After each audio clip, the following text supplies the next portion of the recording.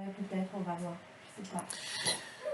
Bonjour Ivan. Là on va Bonjour. commencer donc là c'est une petite interview en fait pour à l'occasion en fait de ce début septembre qui est riche en informations surtout venant du Chili. Je dirais même que c'est des informations du Chili qui arrivent de manière croisée. On va dire dans la conjoncture temps puisque nous approchons de dates importantes qui est pour le Chili le 11 septembre 1973, pour ne pas se tromper de 11 septembre, et bientôt la fête nationale du Chili qui tombe le 18 septembre. Et le 11 septembre, on parle du passé, puisque dans quelques jours va se commémorer, notamment ici sur Pessac, à Fort-Manoir, devant la fresque, les disparus du coup d'État organisé par Augusto Pinochet là-dessus. Mais en même temps, le Chili, actuellement, suite à, à de forts mouvements sociaux qui ont duré pratiquement toute la pandémie, euh, Mhm. vit aujourd'hui une actualité, j'allais dire même institutionnelle, puisque aujourd'hui ont commencé les travaux de l'Assemblée constituante pour que le Chili puisse écrire sa constitution pour qu'il puisse en fait se projeter dans un futur. Alors, Ivan, en tant qu'exilé chilien, voilà, en tant qu'ancien réfugié politique, euh, comment on voit ça? Comment aujourd'hui, comment on vit ce 11 septembre à travers toute cette actualité du Chili? Mais je pense qu'il faut dire, comme tu as signalé au départ, que le mois de septembre est un mois compliqué pour le Chili. Parce qu'il y a la joie, il y a les pleurs, il y a la joie, il y a les pleurs. Si on fait les choses. Le 4 septembre, c'est plutôt la joie. Le 11 septembre, c'est plutôt la tristesse. Le 18 septembre, c'est plutôt la joie parce que c'est une fête nationale. Et tout le monde va faire la fête au Chili, même dans des conditions actuelles. Et qu'après, la semaine d'après, c'est euh, c'est la, c'est la mort de Victor Jara, c'est la mort de Neruda, etc., etc. Donc, mais dans tous ces mois compliqués, bon, il faut essayer de tirer le bénéfice optimiste. Aujourd'hui, par rapport à ce qui vivent le Chili, en marge de ces dates qui sont importantes, qui vont être sûrement on se souviendra au Chili tous les jours, il y a la convention constituante, c'est comme ça qu'on appelle, convention constituante, qui est un peu différent à l'Assemblée constituante, et dans sa conception, je veux dire. Mais les Mhm. travaux qui vont dérouler, c'est écrire une nouvelle constitution pour le Chili, pour finir avec la longue nuit de la constitution de Pinochet qui a mis le pays dans le chaos par rapport au social et à l'économie. Voilà. Donc, et dans ces débats, ça n'a pas été facile. Ça fait bientôt 2 mois que la Convention a commencé à travailler. La droite chilienne s'est chargée d'empêcher au maximum les travaux et les avancées dans cette convention. Il a fallu passer par tout le processus d'élire l'organigramme de la convention, le président, le vice-président, les commissions, les chefs de commission, pour qu'on puisse peut-être, à partir de la fête du mois de septembre, finalement commencer les débats pour commencer à écrire les articles de la Constitution. Bon, et personnellement, je l'ai déjà dit à plusieurs reprises à des Chiliens et des amis français, tant qu'on n'a pas écrit le premier article de la Constitution, qui va définir comment sera l'État chilien, bon, on ne pourra pas avancer. C'est-à-dire que seulement à partir des articles numéro 1 de la Constitution, on commence à discuter de comment on va s'organiser tout le reste de la Constitution. Cette premier article, il va définir si l'État c'est un État plurinational ou non, si c'est un État qui, qui va assurer l'éducation, l'habitat et la santé de la nation chilienne ou pas. Et voilà, et d'autres choses, je ne suis pas un spécialiste constitutionnel, mais je pense que tous ces points, il faut que soient clairement établis dans l'article 1 et 2. Et ensuite, on commencera à voir la forme qui va prendre ça. Mais au milieu de ça, évidemment, je serai pas trop long, mais il s'est passé plein de choses. Ils ont attaqué la présidente de la convention, que c'est une Mapuche, une femme Mapuche, mais qui est à la fois une haute autorité parmi les universitaires chiliens. Et après, on a des avocats de grande qualité, constitutionnalistes, on a des enseignants, mais aussi un personnage de la droite qui sont assez coriaces pour définir la. Moi, je pense que le peuple chilien qui a eu le courage d'avancer vers une nouvelle constitution, parce qu'il y a un an et demi, en 2 ans, moi j'étais au Chili en novembre 2018, et il n'a jamais pensé qu'un an après, il allait se passer plein de choses, et qu'on allait obtenir de changer la constitution de Pinochet.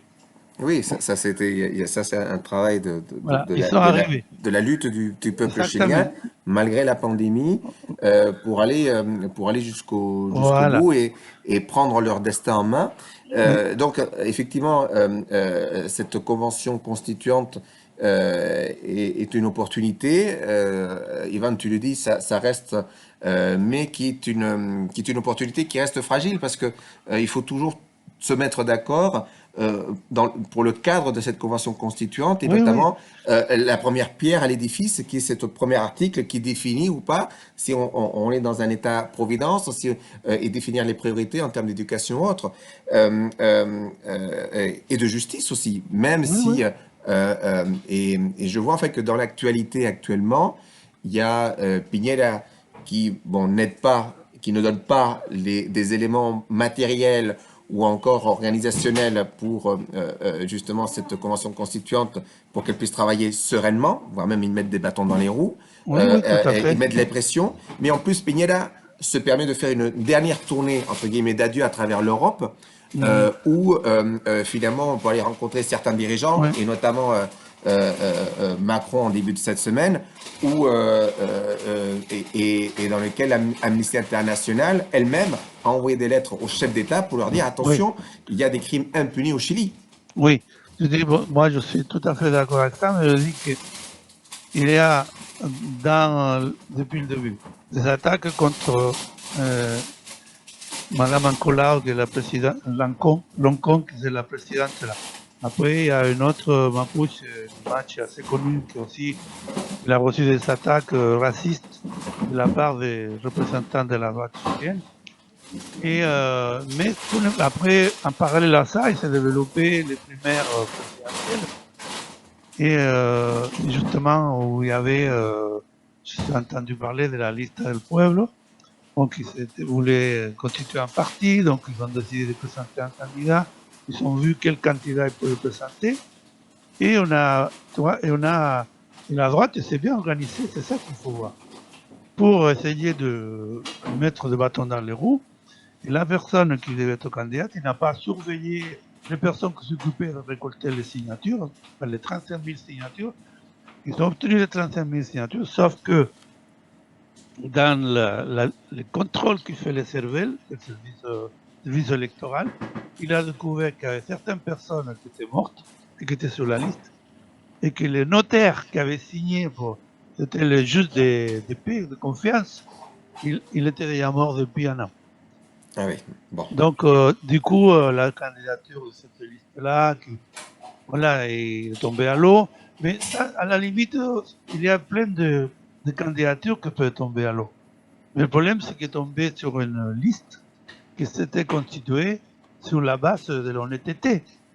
Cette liste-là, la liste del pueblo, la liste de peuple, la plupart des gens, c'est ces gars qui ont passé des mois et des mois à la place à Dignidad pour lutter contre Piñera et contre les mesures de répression qu'il a. Et aujourd'hui, tout ça, ça raréfie un peu l'atmosphère politique chez lui. Parce que ceux qui étaient des gens, des contestataires et honnêtes et coriaces dans la lutte à la place d'Inès, c'est tout, que c'était pas vraiment ça. Voilà. Mais ça, tu vois, il y a l'histoire dans la droite, l'histoire dans la gauche, mais tout ça, ça empêche. Et après, il y a la droite a constitué un groupe de citoyens chiliens de droite, un groupe qui s'appelle Sauver le Chili, Salvar Chile, et qui fait tout ce qu'il peut pour, comment dire ça, enlever le prestige que peut avoir la Convention constitutionnelle, pour essayer de sortir la qualité morale et politique et de justice et tout ce qu'on peut trouver de mieux dans les sentiments démocratiques chiliens. Donc tu vois, et tout ça, ça fait que à 2 mois du départ de la Convention constitutionnelle, plus ce que tu as signalé, que le gouvernement n'apportait rien, quand il n'y avait pas de télévision, il n'y avait pas d'ordinateur, il n'y avait pas d'écran. De micro, des Dans choses le comme ça. monde d'aujourd'hui, si tu n'as pas de micro, tu n'as pas d'ordinateur, tu n'as pas ceci, bon, il est un peu boiteux là. Donc il a fallu se bagarrer avec les autorités pour qu'ils puissent installer tout ça. Parce que, bon, maintenant, ça a l'air de marcher. Mais ils vont surgir plein de problèmes pendant les travaux de la Convention constitutionnelle. Et il va falloir être attentif non seulement à ce qu'on va dire et ce qu'on va écrire, mais aussi attentif à ce qui pourrait venir de l'extérieur de la Convention, empêcher ou enrayer les travaux de la Convention constitutionnelle. Voilà, donc il y aura plein de... Moi, des fois, moi, je suis plutôt optimiste sur les travaux, mais des fois, je ne suis pas très optimiste. Je me suis dit, bon, si tout ça, ça va servir à que ce soit comment dire, une constitution qui sera juste avec, comment dire en Espagne, on dit parche, ils vont juste remodeler d'une autre façon la constitution de Pinochet, qui ne sera pas forcément ce qu'on voulait. Moi, c'est dans le cas pire. Le meilleur cas, c'est qu'on arrive à écrire là.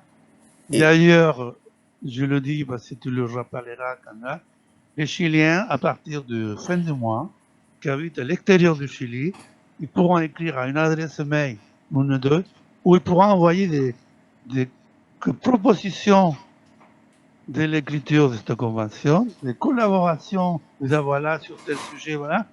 Donc, l'idée, c'est qu'une grosse partie de la convention constitutionnelle voudrait que les Chiliens, pas seulement ceux qui ont été élus, mais ceux qui habitent le Chili, les organisations syndicales, étudiantes, sociales, etc., qui puissent, d'une façon ou d'une autre, intervenir dans la convention, pas en étant assis dans la salle de travaux, mais qui puissent envoyer des propositions de comment serait l'idéal de constitution pour le Chili.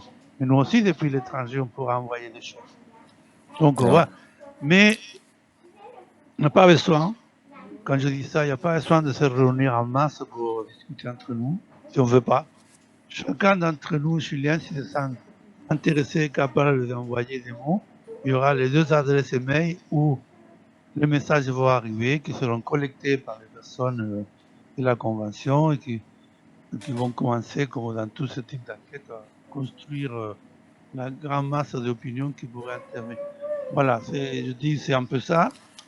Ce qui complique un peu les choses, et je finis avec ça, et après tu pourras me poser une question, c'est qu'en parallèle aux travaux de la Convention, il y aura les élections de la présidence de la République. Voilà. Qui auront lieu, le premier tour le 21 novembre, et le deuxième tour, c'est un deuxième tour, un mois après. Donc, tout ça, c'est très compliqué pour essayer là. Personnellement, moi, je m'intéresse pas beaucoup à l'élection présidentielle, parce que je sais pour qui je vais voter ou je sais pour qui je pourrais voter, mais ça m'intéresse les travaux de la Convention. Parce que si on n'a pas une nouvelle constitution, on n'aura pas un nouveau pays. Ça, c'est sûr. Voilà, c'est ce que là on arrive à la fin de l'interview. C'était qu'est-ce qu'on peut souhaiter de mieux pour le Chili. tout en sachant que on est dans une conjoncture pour le Chili, on va dire intéressante si on le regarde de l'extérieur, mais qui met beaucoup de pression. La Convention constituante avec ses travaux et ses premières conclusions ou ses premières ébauches à présenter. Au mois de novembre, comme dans d'autres pays latino-américains d'ailleurs, une Oui, présidentielle oui, bien sûr. derrière. Et que ce président nouvellement élu appliquera-t-il la nouvelle constitution ou pas qui sera proposée, même si le processus est un peu plus long, hein, donc ça va arriver en fait en novembre, décembre, et après il y aura bien en fait on va dire un référendum de mémoire Oui, normalement, le pour référendum, valider tout ceci. il était prévu pour le mois d'avril-mai, et maintenant déjà ils annoncent que ce sera plutôt en plein été européen, au mois d'août 2022. Donc Voilà. pratiquement dans un an du coup. Bon. Donc tu vois, Donc, et tout ça c'est important. Juste pour commenter la venue de Piñera en Europe.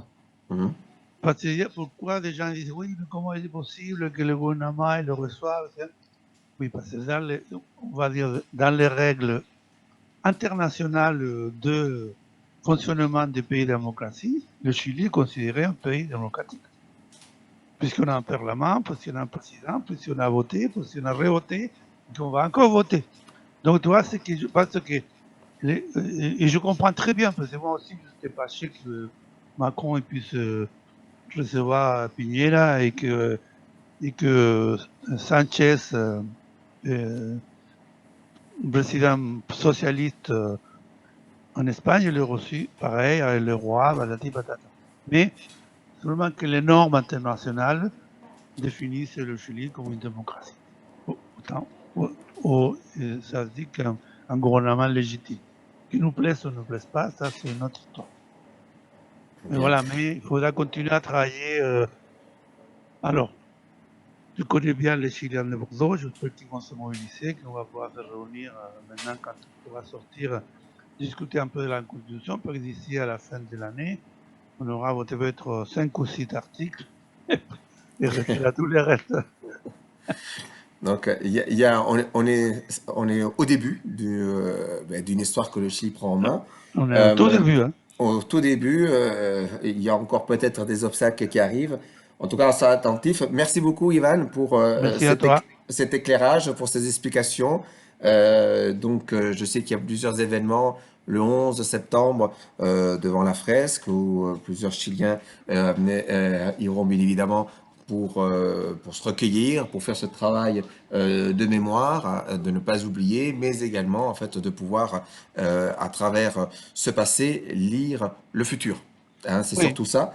Et le 18, la fête nationale, bien évidemment, et j'aurai l'occasion dès samedi de pouvoir rappeler certains événements qui vont se passer le 18 à la radio. En tout cas, merci beaucoup, Ivan. Oui. Et, Voilà, je voulais te dire avant que oui. samedi 11, je ne serai pas à Pessac, parce qu'avec d'autres copains de l'association France-Chili Aquitaine, on nous a invités à participer à une grande soirée de 6 heures qui va se dérouler à la Fête de l'Humanité à Paris, pour discuter justement de tous les sujets que tu m'as questionné aujourd'hui. Bien. Voilà. Eh bien, voilà, ça aurait été une petite répétition aujourd'hui. Merci beaucoup, Ivan. De rien, au revoir. Et à très bientôt. Merci. Allez, au revoir.